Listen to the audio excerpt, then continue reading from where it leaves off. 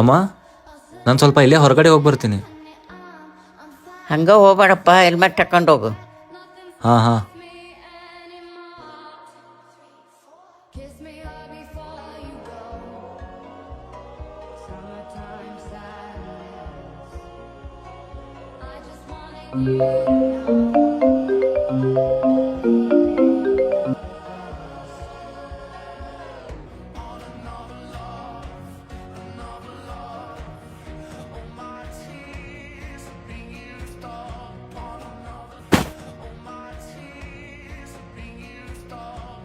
ಹಂಗೆ ಹೋಗ್ಬೇಡಪ್ಪ, ಹೆಲ್ಮೆಟ್ ಹಾಕೊಂಡು ಹೋಗು. ಈ ಥರ ಆಗೋದಕ್ಕೂ ಮುಂಚೆ ಅಮ್ಮನ ಕಾಲ್ ಕಟ್ ಮಾಡಿದ್ದೆ. ಆ ದೇವರು ನಮಗೆ ಯಾವುದಾದ್ರೂ ಒಂದು ರೂಪದಲ್ಲಿ ಬಂದು ಸೂಚನೆ ಕೊಡ್ತಿರ್ತಾನೆ. ಆದರೆ ನಾವು ಅದನ್ನ ಇಗ್ನೋರ್ ಮಾಡಿಬಿಡ್ತೀವಿ. ಈ ಕಡೆ ಮನೆ, ಆ ಕಡೆ ಸಾವು.